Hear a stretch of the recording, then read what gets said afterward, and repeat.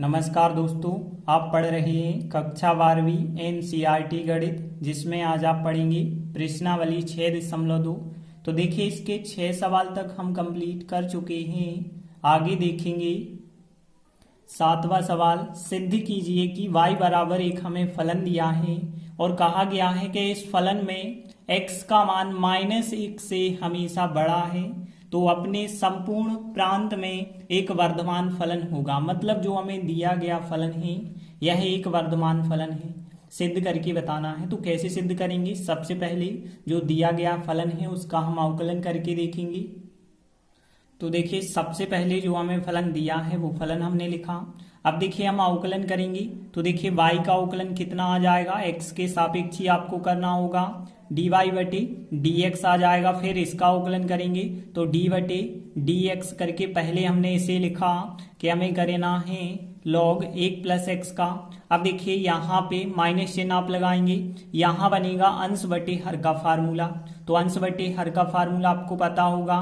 पहले लिखते हैं हर, फिर अंश का अवकलन करते हैं, हर लिखा, फिर अंश का अवकलन माइनस अंश लिखेंगे और फिर करेंगे हर का अवकलन करेंगे, और बटे क्या होता है, फिर हर का वर्ग होता है। तो इस प्रकार से पहले तो आपको अवकलन करना होगा।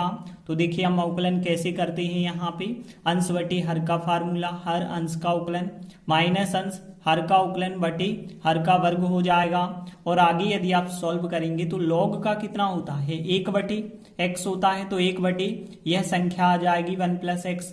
देखिए अब 1 + x का आपको रिपीट करेंगे तो क्या होगा, 1 का 0, x का 1, मतलब यहाँ 1 आएगा तो 1 को रिपीट करने की आवश्यकता नहीं है, माइनस। अभी यहाँ पे ध्यान देना, यहाँ पे क्या आएगा 2 + x, और फिर यहाँ पे देखिए 2x का अवकलन करेंगे, 2 आ जाएगा माइनस 2x, और यहाँ पे देखिए 2 का अवकलन 0 होगा और x का अवकलन 1 हो जाएगा।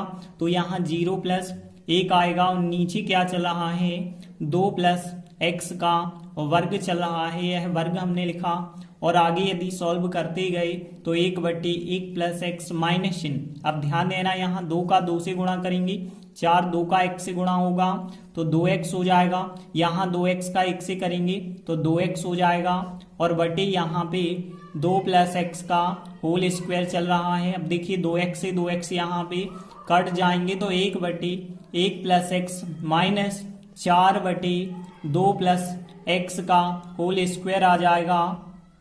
और आगे यदि आप एलसीएम लेते हैं तो देखिए एलसीएम दोनों संख्याएं आ जाएंगी, 1 + x भी आ जाएगा और 2 + x का वर्ग भी आ जाएगा। इसका भाग करेंगे, यह संख्या कट जाएगी, इसका गुणा 1 से हो जाएगा तो 2 + x का वर्ग आ जाएगा। फिर माइनस, यह संख्या कट जाएगी, इसका गुणा 4 से हो जाएगा तो 4 का गुणा होना है 1 + x से। और आगे यदि आप सॉल्व करेंगे तो इसका होल स्क्वायर करना होगा, तो यहाँ 4 आएगा प्लस 4x आएगा प्लस x² आएगा, -4 से यहाँ गुणा करेंगे तो माइनस के 4 माइनस का 4x आ जाएगा, और बटे यहाँ पे जो भी संख्या चल रही है 1 + x और 2 + x का होल स्क्वायर, वह संख्या लिखी। आगे देखिए यदि आप सॉल्व करते हैं तो 4 से 4, 4x से 4x कट जाएंगे, फिर कितना आ जाएगा x² ऊपर आएगा, और नीचे कितना आया 1 + x आ गया है, और फिर 2 + x का होल स्क्वायर आ गया है। तो इस प्रकार से अवकलन का मान हमने ज्ञात किया, मतलब dy/dx ज्ञात कर लिया। अब देखिए हमने आप लोगों को बताया था कि यदि आपके पास एक फलन f(x) होता है तो सबसे पहले आप f'(x) ज्ञात करते हैं, और जब f'(x) आ जाता है तो जो भी हमें अंतराल दिया जाता है उस अंतराल पर हम चेक करते हैं f'(x) का मान। यदि 0 से बड़ा आता है तो फलन क्या कहलाता है, वर्धमान, और यदि 0 से छोटा आता है तो फलन ह्रासमान कहलाता है। तो देखिए यहाँ अंतराल भले ही नहीं दिया गया, लेकिन कहा गया है कि x जो है -1 से बड़ा है, मतलब हम कह सकते हैं -1 से लगा के +∞ के बीच में होगा। तो देखिए हमने लिखा जब x बड़ा है -1 से, अर्थात हम कह सकते हैं कि x का मान -1 और +∞ के बीच होगा। तो ध्यान देना, यदि x का मान -1 से बड़ा है या फिर इस अंतराल में है तो x² का मान हमेशा क्या हो जाएगा, धनात्मक होगा, क्योंकि आपको पता है किसी भी संख्या का वर्ग क्या होता है, धनात्मक। तो यह संख्या धनात्मक होगी। और 2 प्लस एक्स का होल स्क्वायर जो है यह भी धनात्मक होगा, क्योंकि आपको पता है यहाँ भी वर्ग लगा यहाँ भी वर्ग लगा, तो यहाँ वर्ग वाली संख्याएं हमेशा धनात्मक होती हैं, मतलब हम कह सकते हैं 0 से बड़ी हो जाएंगी। तो इतना मान तो 0 से बड़ा हो गया। तथा यदि हम बात करें 1 प्लस एक्स जो बचा है यह भी 0 से बड़ा होगा, क्योंकि x का मान कितना लेना है, -1 से बड़ा। -1 यदि आप लेते तो यहाँ पे 0 आता, लेकिन -1 से बड़ा लेना है, और बड़ा मतलब ऋणात्मक संख्याएं तो छोटी होती हैं, तो -1 से बड़ा यदि आप कुछ भी लेते हैं, जैसे हमने यहाँ पे -1 से बड़ा 0 लिया, तो यहाँ एक आंसर आएगा, धनात्मक आएगा। तो कहने का अर्थ है कोई भी आप -1 से बड़ा नंबर यदि आप लेंगे तो इसका मान 0 से बड़ा आएगा। अब देख सकते हैं इसका और इसका मान 0 से बड़ा है, इसका मान भी 0 से बड़ा है, तो फिर हम कह सकते हैं कहता है यह पूरा मान जो हो जाएगा 0 से बड़ा हो जाएगा, मतलब हम कह सकते हैं अतः dy/dx का मान 0 से बड़ा होगा, और 0 से बड़ा यदि अवकलन होता है तो फिर दिया गया फलन क्या हो जाएगा, वर्धमान होगा। तो देखिए अतः दिया गया फलन वर्धमान है। तो इस प्रकार से 7वां सवाल कंप्लीट हुआ। इसके बाद देखिए 8वां सवाल है, x के उन मानों को ज्ञात कीजिए, मतलब हमें यहाँ पे अंतराल ज्ञात करने होंगे जिनके लिए फलन क्या होना चाहिए, वर्धमान होना चाहिए। तो देखिए हमने लिखा, जो भी हमें फलन दिया है वो फलन लिखा। देखिए पहले तो हम इस फलन को और सरलतम रूप में लिखते हैं, x इंटू एक्स माइनस 2 का होल स्क्वायर लिखा है, हम अलग अलग वर्ग लगा दें, x वर्ग लगा दें, और फिर यहाँ पे x माइनस 2 का होल स्क्वायर लगा दें। और देखिए और आगे यदि हम सॉल्व करेंगे तो यहाँ तो x वर्ग ही रहेगा, यहाँ इसका होल स्क्वायर करना होगा, x वर्ग माइनस 4x प्लस 4 आ जाएगा। और आगे यदि आप x वर्ग से गुणा कर देते हैं तो x पे 4 की घात, और यहाँ पे 4x घन हो जाएगा, और यहाँ पे 4x वर्ग हो जाएगा। अब आप अवकलन आराम से कर सकते हैं, तो इसीलिए यदि हम अवकलन करते हैं मतलब dy/dx निकालते हैं तो 4 की घात का अवकलन कितना होगा, 4x का घन, और यहाँ पे कितना हो जाएगा, यहाँ x घन का 3x वर्ग होगा, 4 और हैं तो 4 3 12x वर्ग हो जाएगा, और यहाँ x वर्ग का 2x होता है और 4 और हैं आगे तो 4 दूनी 8x हो जाएगा। तो इस प्रकार से dy/dx का मान आया। और चाहे आप इसे तो और भी सरल बना सकते हैं, यहाँ से देखिए 4x कॉमन आप निकालेंगे तो यहाँ पे बचा होगा फिर x वर्ग बचा होगा, और यहाँ 4 3 12 3x बचे होंगे, और 4 दूनी 8 यहाँ पे 2 बचे होंगे। और आगे आप यदि सॉल्व करेंगे तो देखिए यहाँ 4x है, और यहाँ से देखिए 2 गुणनखंड रखे जा सकते हैं, 2 एकम 2, तो 2 और 1 में 2 गुणनखंड आप रख देंगे, तो 2 और 1 में 2 गुणनखंड आ जाएंगे, x माइनस 2 x माइनस 1, तो dy/dx का मान आ गया। अब देखिए हमें अंतराल ज्ञात करना है, तो अंतराल कैसे हम ज्ञात करते थे, f' बराबर 0 लेते थे, यहाँ f' तो है नहीं, dy/dx है, तो इसे हम 0 के बराबर रखेंगे। तो हमने लिखा यदि हम dy/dx का मान 0 के बराबर लेते हैं, मतलब dy/dx का मान हमने यह निकाला, तो 4x x minus 2 x minus 1 बराबर यदि हम 0 रखेंगे तो हमें x के मान क्या क्या मिलेंगे। देखिए एक बार 4x बराबर 0 रखेंगे तो x का मान 0, और यहाँ पे x माइनस 2 बराबर 0 रखेंगे तो x का मान 2, यहाँ x का मान 1, तो 1 भी आ जाएगा, 2 भी आ जाएगा और 0 भी आ जाएगा। अब यदि हम संख्या रेखा की बात करें तो एक संख्या रेखा बनाई जा सकती है, x का मान एक बार 0 है, यहाँ हो गया, एक बार 1 है, यहाँ हो गया, एक बार 2 है, यहाँ प्लस का इन्फिनिटी, यहाँ माइनस का इन्फिनिटी। तो देखिए अब आपके पास अंतराल कौन से बने, माइनस इन्फिनिटी से 0, 0 से 1, 1 से 2 और 2 से प्लस इन्फिनिटी। तो देखिए यहाँ पे इस प्रकार से 4 अंतराल आ चुके हैं। अब आप एक एक अंतराल पे चेक करेंगे अवकलन का मान, जिसे हम f' या dy/dx कहते थे। तो पहला अंतराल लेंगे और चेक करेंगे कि dy/dx का जो मान है वो 0 से बड़ा है या छोटा है। तो देखिए अब हम अंतराल -∞ से 0 पर चेक करते हैं dy/dx का मान क्या है। तो देखिए इस अंतराल के बीच की यदि आप कोई संख्या रखते हैं तो देखिए बीच की क्या रख पाएंगे आप, माइनस की रख पाएंगे। जैसे माइनस का 1 रखा, देखिए माइनस का 1 रखेंगे तो यह संख्या माइनस की होगी और यह भी संख्या माइनस की, यह भी संख्या माइनस की, 3 बार माइनस हो जाएगा और 3 बार माइनस मतलब माइनस ही होगा। माइनस मतलब यहाँ 0 से छोटा हो जाएगा, तो हम कह सकते हैं क्या हो जाएगा, यह 0 से छोटा होगा, तो फिर फलन क्या हो जाएगा, ह्रासमान। और आगे यदि आप अंतराल 0-1 की बात करें तो 0-1 पर dy/dx का मान हम चेक करेंगे। तो इनके बीच की कोई संख्या देखिए, जैसे 1/2 मिल गई हमें, 1/2 यदि आप यहाँ रखेंगे धनात्मक, 1/2 यदि आप यहाँ रखेंगे ऋणात्मक, 1/2 यहाँ रखेंगे ऋणात्मक, तो यहाँ ऋणात्मक, यहाँ ऋणात्मक, यहाँ धनात्मक, तो देखिए ऋण और ऋण हो जाएगा धन, धन और धन का गुणा करेंगे तो धन, मतलब यहाँ पे 0 से बड़ा आ जाएगा तो फलन वर्धमान होगा। अब देखिए आगे हम अंतराल 1 और 2 पर चेक करेंगे dy/dx का मान कितना होता है। तो ध्यान देना इनके बीच जैसे हमने 1.5 रखा, 1.5 यदि रखेंगे यहाँ धनात्मक, यहाँ ऋणात्मक, यहाँ धनात्मक, तो देखिए 1 बार ऋण 2 बार धन, मतलब यहाँ ऋणात्मक आंसर आएगा 0 से छोटा, तो फलन ह्रासमान होगा। आगे देखिए अंतराल 2 से +∞ पर dy/dx चेक करेंगे। तो देखिए इनके बीच की जैसे हमने 3 रखा x का मान, तो देखिए जब 3 रखेंगे यहाँ धनात्मक, यहाँ धनात्मक, यहाँ भी धनात्मक, मतलब हम कह सकते हैं 0 से बड़ा आएगा तो फलन वर्धमान होगा। तो देखिए हमने चारों अंतरालों पे चेक कर लिया किस पे फलन वर्धमान है, किस पे ह्रासमान है। अब हम चाहें तो इसे एक टेबल के माध्यम से भी बता सकते हैं।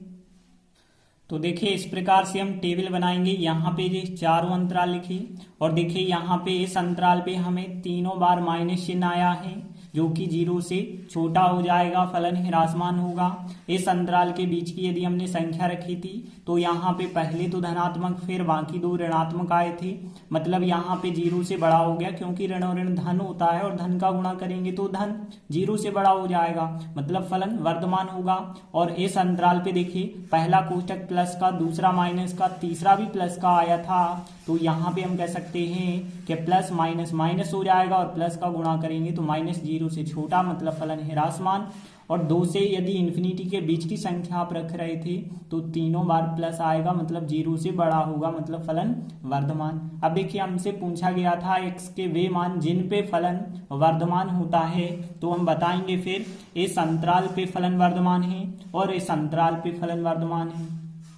तो देखिए हम लिख देंगे इस प्रकार से, जब x जो है 0 से 1 के बीच होता है और जब x 2 से +∞ के बीच होता है तो ही फलन वर्धमान है। तो इस प्रकार से 8वां सवाल कंप्लीट हुआ।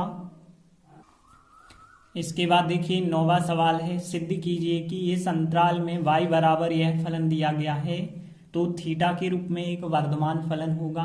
तो कैसे हम सिद्ध करेंगे, देखिए हम इस y का अवकलन ज्ञात करेंगे और जो अवकलन होगा उसे इस अंतराल में रख के देखेंगे, यदि उस अवकलन का मान 0 से बड़ा हुआ तो हम कह देंगे कि वह एक क्या है, वर्धमान फलन है। तो देखिए हमें दिया गया है y बराबर 4 sin थीटा बटे 2 + cos थीटा माइनस थीटा। तो देखिए अब हम यहाँ पे थीटा के सापेक्ष अवकलन करेंगे तो y का थीटा के सापेक्ष dy/d थीटा होगा और यहाँ पे देखिए अंश बटे हर वाला फार्मूला लगाना होगा। तो देखिए अंश बटे हर का फार्मूला लगाया तो हर अंश का अवकलन माइनस अंश हर का अवकलन बटे हर का वर्ग, फिर माइनस थीटा का अवकलन करेंगे तो d/d थीटा, और थीटा का अवकलन करना है तो थीटा का तो 1 हो जाएगा। आगे ध्यान देना यहाँ कि 2 + cos थीटा आएगा। अब देखिए थीटा के सापेक्ष अवकलन हो रहा है, 4 sin थीटा का करेंगे तो cos थीटा होता है, तो यहाँ 4 cos थीटा हो गया और फिर 4 sin थीटा हमने लिखा।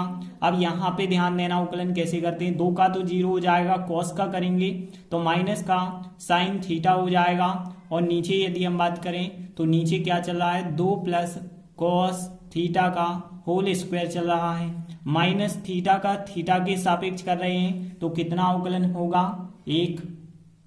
और देखिए आगे यदि आप सॉल्व करेंगे तो इन दो कोष्ठकों का गुणा करना होगा, तो यहाँ 2 का गुणा इससे करेंगे तो देखिए यहाँ पे 2 चौके 8 cos थीटा हो जाएगा और फिर cos थीटा का गुणा करेंगे तो यहाँ 4 कॉस वर्ग थीटा हो जाएगा।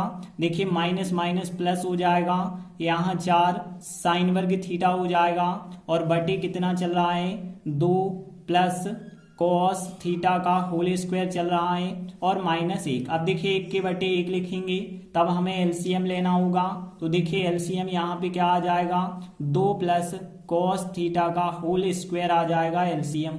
तो देखिए यह संख्या तो आपस में कट जाएगी, तो यहाँ पे यह संख्या तो वैसे ही बच जाएगी, लेकिन यहाँ पे इसे हम थोड़ी सा सरल बना सकते हैं। 4 यहाँ से कॉमन कर दें तो यहाँ कॉस वर्ग थीटा प्लस साइन वर्ग थीटा अंदर बचा रहेगा और यहाँ पे देखिए 1 से भाग करेंगे यह संख्या नहीं कटेगी, तो फिर इसका गुणा 1 से हो जाएगा।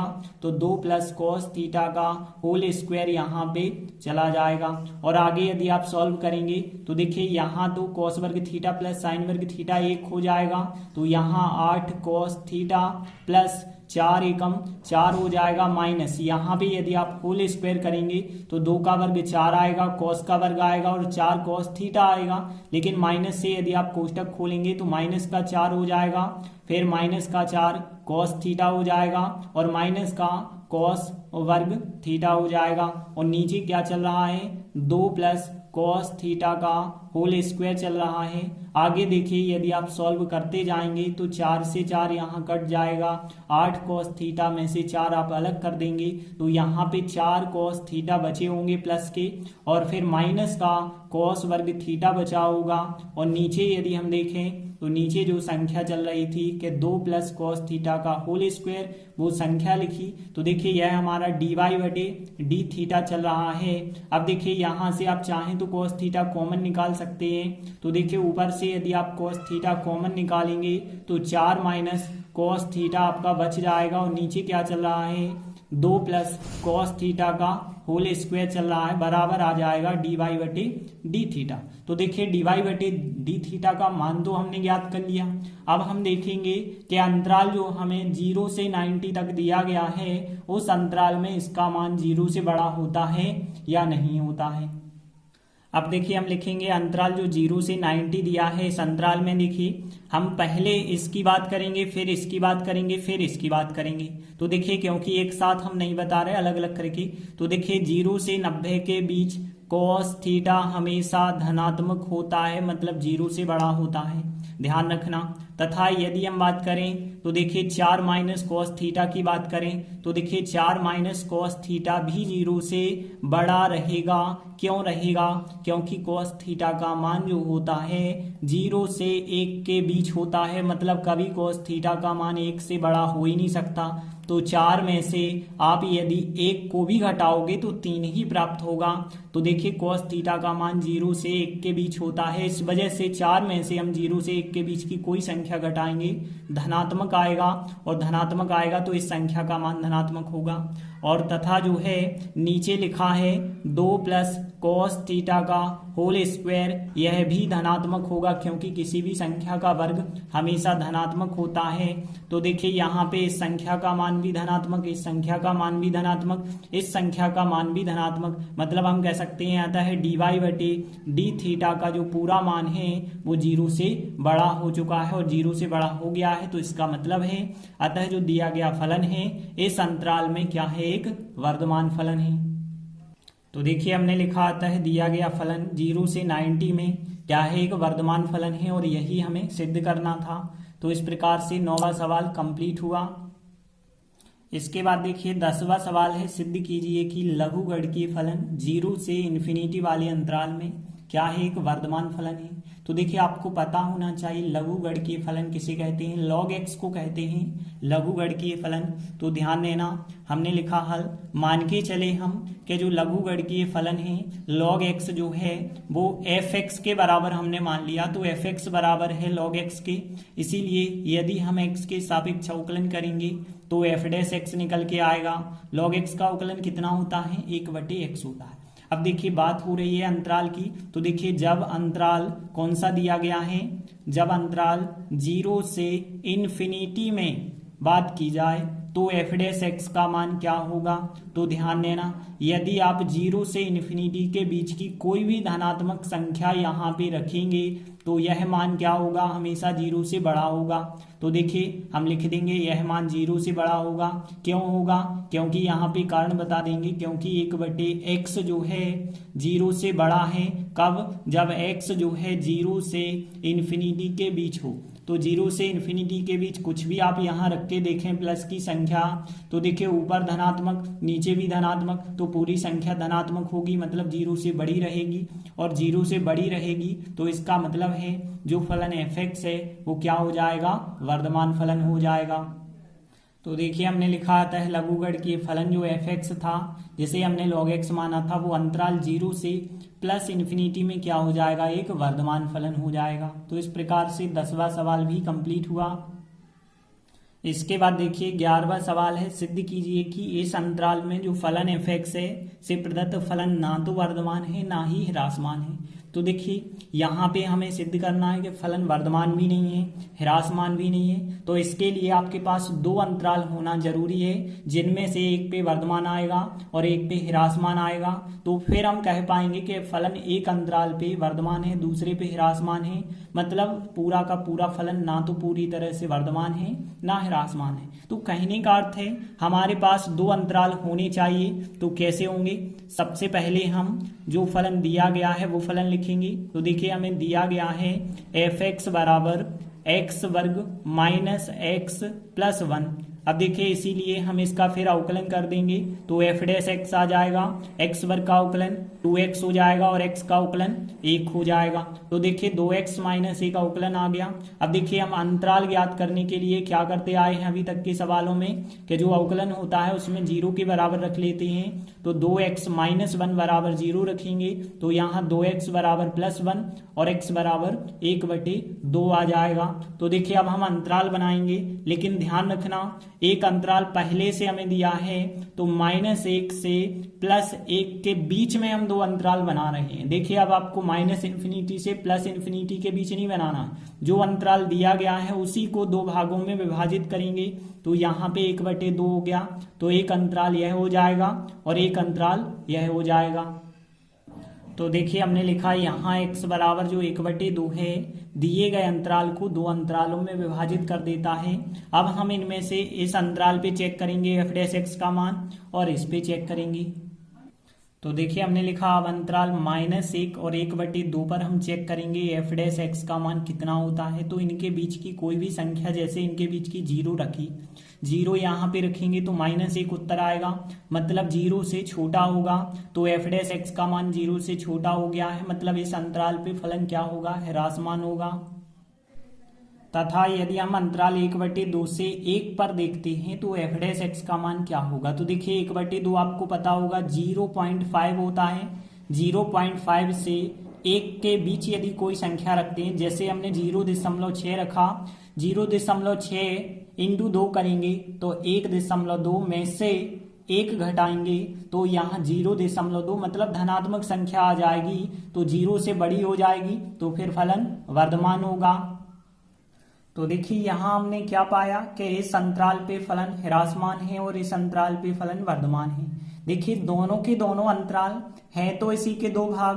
तो देखिए जब एक भाग पे ह्रासमान और एक पे वर्धमान, तो हम कह सकते हैं इस प्रकार, इस अंतराल पे दिया गया फलन ना तो वर्धमान होगा ना ही ह्रासमान। क्यों नहीं होगा, क्योंकि आधे भाग पे ह्रासमान है और आधे भाग पे वर्धमान है, तो ना तो पूरी तरह से वर्धमान है ना तो पूरी तरह से ह्रासमान है। तो देखिए हम फिर क्या लिख सकते हैं इस प्रकार से, जो अंतराल -1 से 1 था, इसमें दिया गया फलन fx ना तो वर्धमान है ना ही ह्रासमान है। तो 11वां सवाल भी कंप्लीट हुआ।